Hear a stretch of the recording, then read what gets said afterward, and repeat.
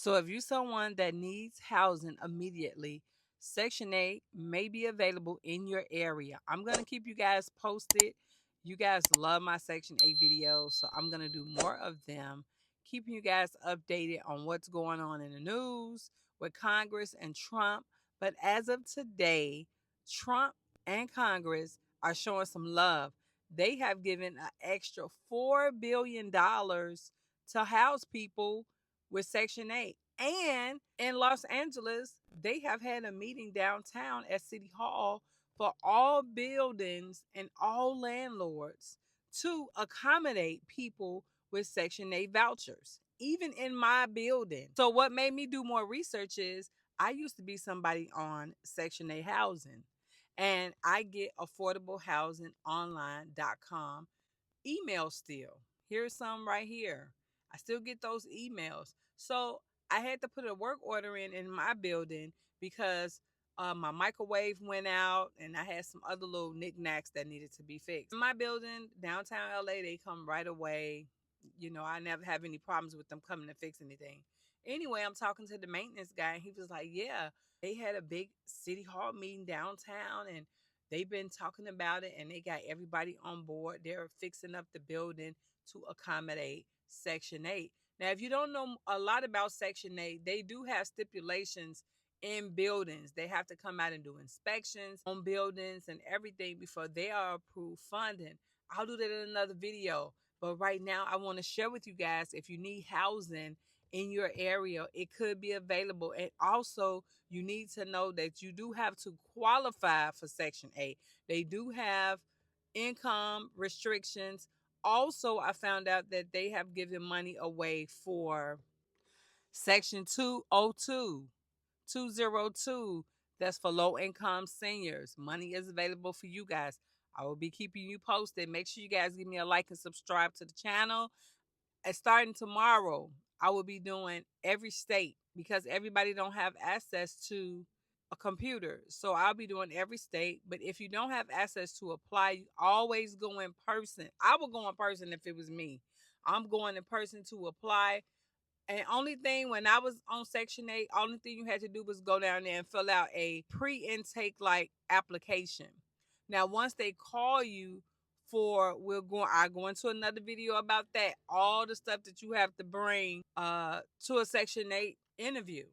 When they interview you, you don't want to leave anything because now they gotta reschedule you and it's a whole big mess. You gotta try to get in contact with your intake person, or there might be your social worker.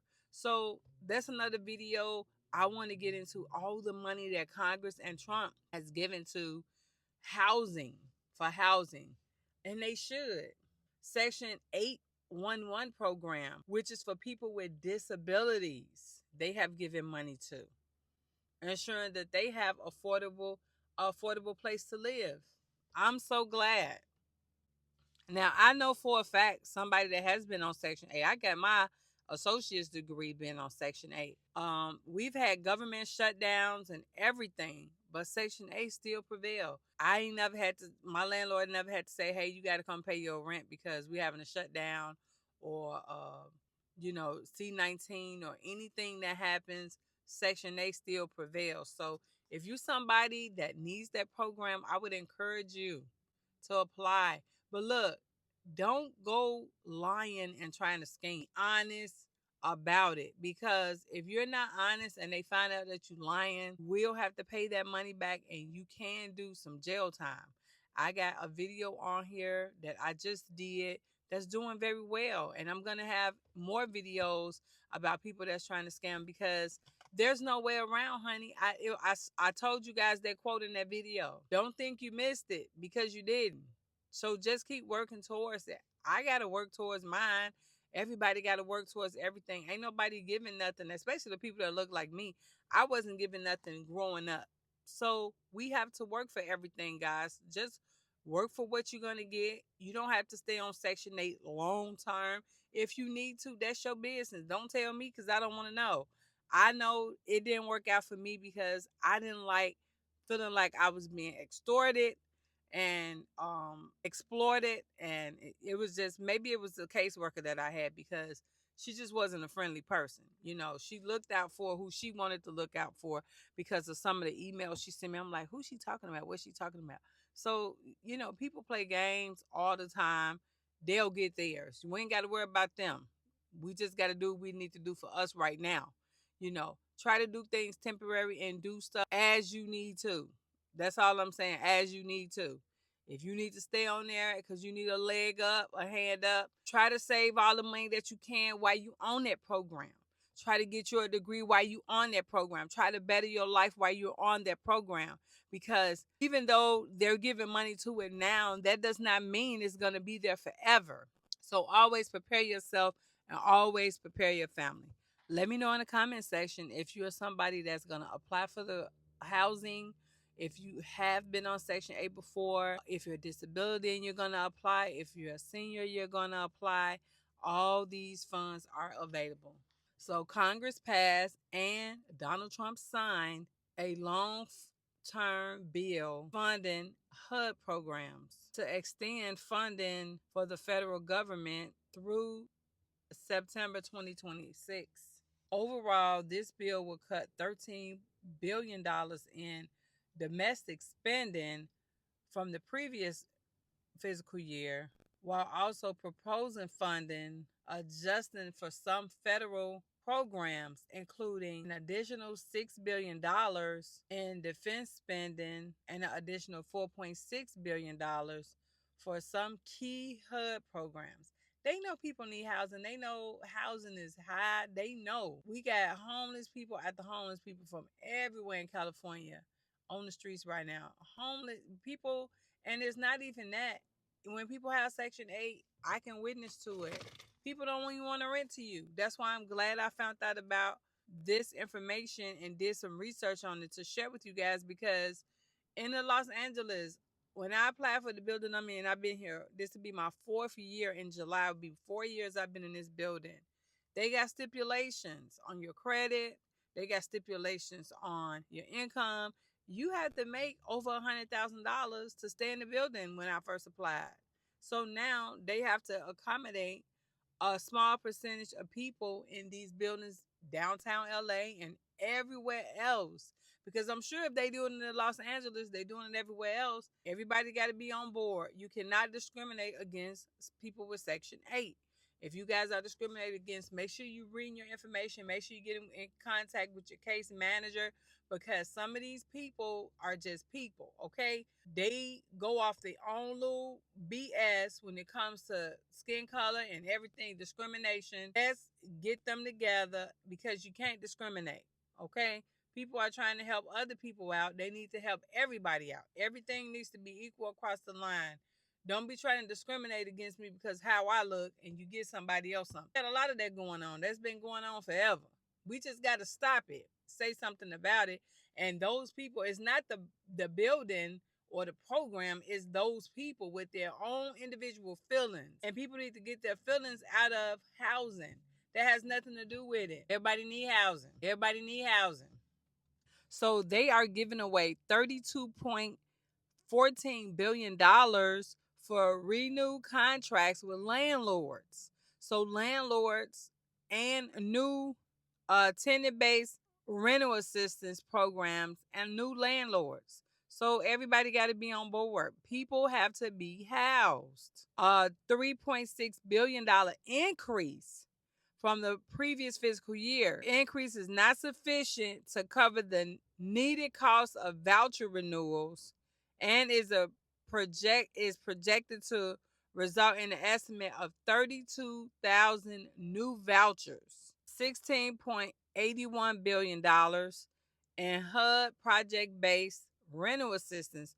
Now, you know, HUD and Section A is different. I'm going to do a video because low income, you can't take your voucher with you. Section A, you can take it all around the world with you. So that's another video. But for right now, I want to get to these numbers. They're giving away $931 million for Section 202, which I was talking about, which is affordable housing for older adults. Because again, if you got a 401k or 457, It's still not enough because everything is so expensive. Food is expensive, gas is expensive.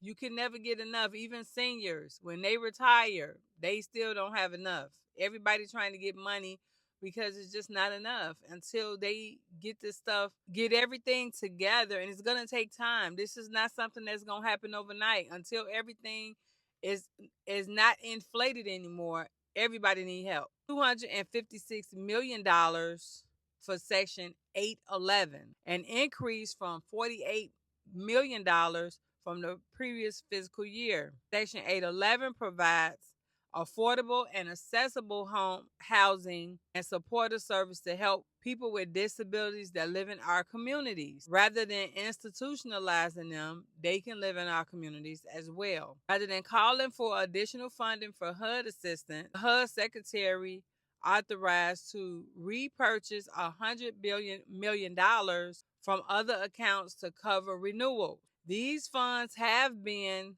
otherwise used for permanent supportive housing. Even with this flexibility, the maneuver is expected to over shortfall HUD's homeless assistance program, estimated from 150 million to 200 million. $3.43 billion for HUD community development programs. Now, some of these buildings, you guys know that they are low income building. They call affordable housing out here in California, affordable housing. They still have stipulations when it comes to income. So make sure you guys, and when you go to these appointments, have your stuff. Don't be talking about I gotta order this and order that. Order it now. You know you need the assistance. Order the loan form, birth certificate, social security cards for all your children. Don't go up in there with no paper copies because they ain't taking that stuff. Y'all have to have y'all stuff together on the first interview when they call you so you can be approved and move on, and then you can get looking for your home and go on affordable housing online. I'll have it linked in the description so you guys can look through that and find in your area, which I am still going to go over, but you can have access to it. I found this part very interesting in this article. It says the House passed the bill along with mostly party line voted in March 11th, with just one Democrat voting in favor. The Democrat took up the bill on March 14th after Senate Democrats first vowed to oppose the bill. Senate, I ain't gonna say no names, but you can look up this article yourself on this is a National Low Income Housing Coalition, and this is an organization, and you have affordablehousing.com. So that's two. They're breaking down how much money is going to be implemented for each program. Section 8, Section 202, Section 811. So that's what I liked about this one because it's giving me numbers on how much will be implemented for everybody. People with disabilities, people with that's older seniors, and Section 8 vouchers. It also goes into everybody that's a Democrat and a Republican that voted against the bill and voted for the bill. So, guys, let me know what you think about Donald Trump and Congress actually giving money to Section 8. I know it's myths and people been saying, oh, it's paused and this, that, and the other.